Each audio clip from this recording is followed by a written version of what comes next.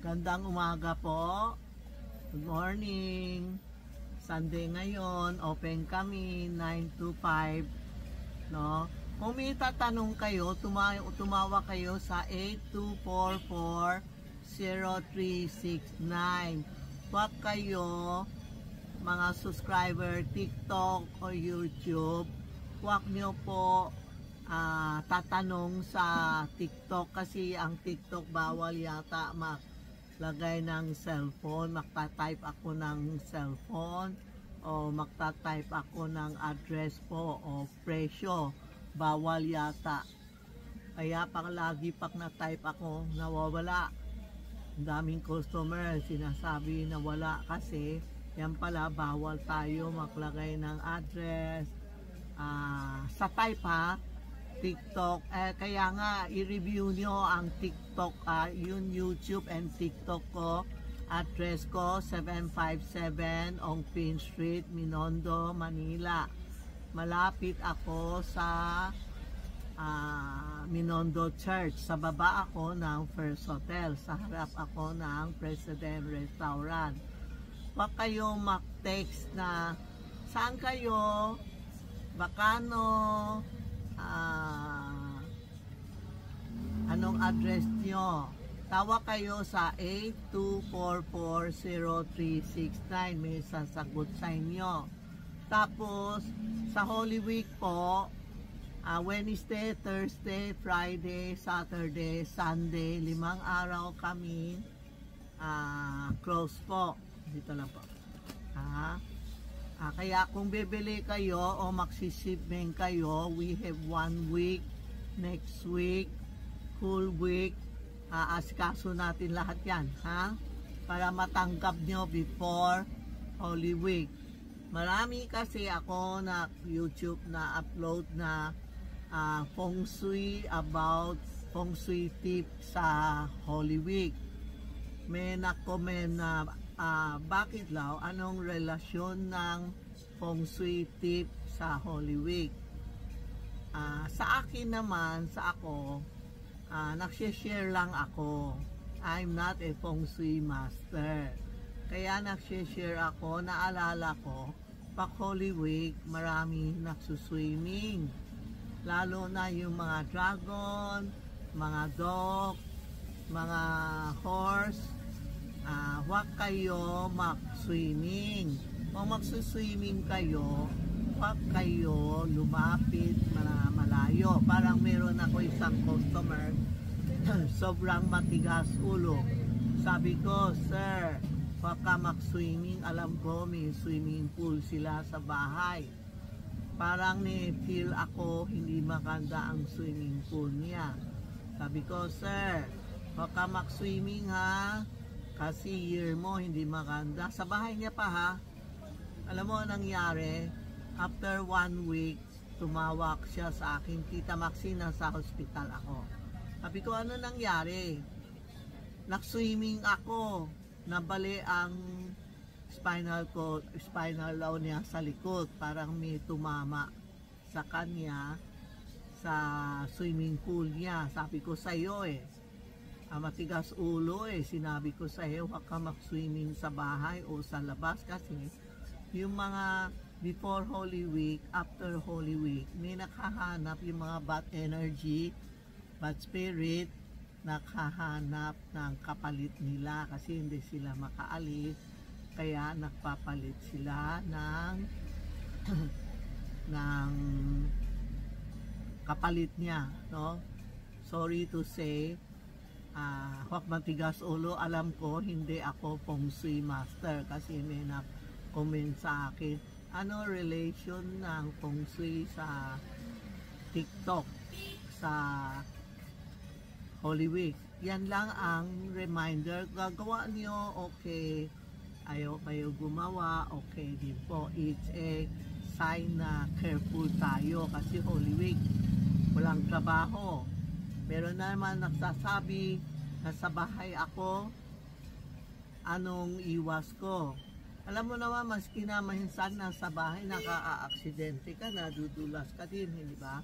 Ang isa pa, yung sinasabi ko po ng red panty, ganun yon. Matagal na yon, may 20 years na ako gumagawa yan. Kasi may master nagsabi sa akin, Tita Maxi, kung aalis ka, magsuot ka ng red panty, tapos iiwan mo isang panty na ginamit mo sa hotel. Eh di ginaya ko, every time pumunta, naka-abroad ako, iniiwan ko, hindi ko binalot, tapon. After yun, aywan ko anong year yun, may tumawag sa akin na hotel, Miss Maxi Matthew, may naiwan ka isang red panty sa CR. Nako, napahiya tuloy ako kasi yan ang tatapon ko, hindi ko binalot ng dyaryo. So after that, palagi ko naaalala na kung magtatapon tayo ng red panty po, babalot tayo ng dyaryo, tapos tatapon natin sa hotel o sa resort o saan po, ha? Yan lang ang advice ko. Hindi, kung gagawa kayo, okay. Hindi kayo gagawin, okay din. Any panty, hindi naman kailangan pula. Yung mga naggamit mo, luma mo, kasi ikaw nagsuot eh. Tatapon mo para yung malas mo, sabay na lang sa basura, paalis ang mga malas nyo, no? Halimbawa, maka-abroad ka, no? Dala mo lumang panty, suot mo isang araw, tapos yun aalis ka na sa hotel, ibalot mo, itapon mo. O sa plastic, maski na hindi dyaryo, plastic pa sa amin, nakabalot, itapon sa basurahan po.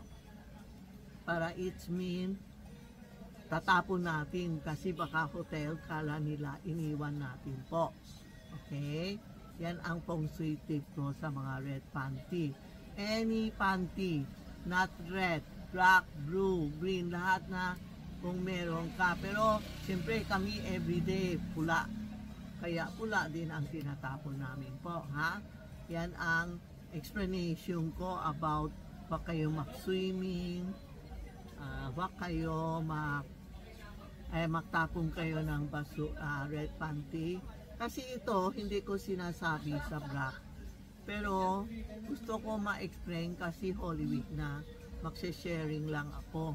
Marami ko na tinuruan, pati yung mga feng shui master ayaw maniwala sa akin.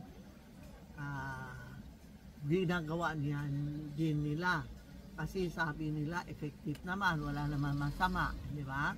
Yung mga okay, absolve natin. Yung hindi maganda, wag natin insundin. Halimbawa, pag sinabi ko hindi maganda, wag kayo sundin, di ba?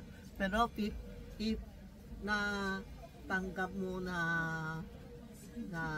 okay, sundin nyo, wala naman masama, di ba? So, yung mga reminding lang, open kami everyday. Next week, open din kami.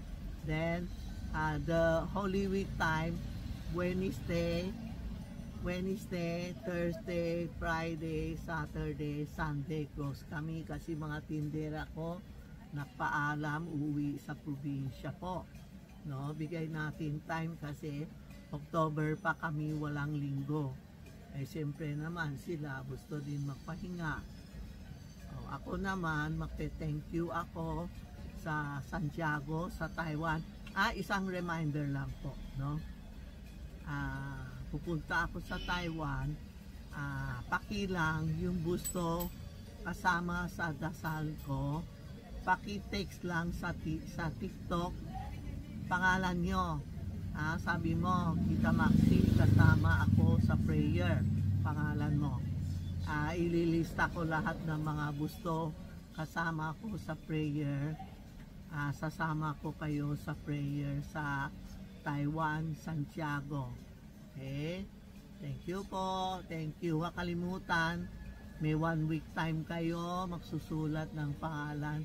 Sino magte-thank you kay Santiago sa TikTok o YouTube. Isa-isa ha.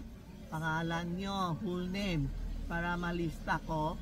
Pag sa Taiwan, ako naman magluluhod. Magte-thank you ako kay Santiago. Sasabihin ko lahat ng pangalan nyo. Okay? Thank you po.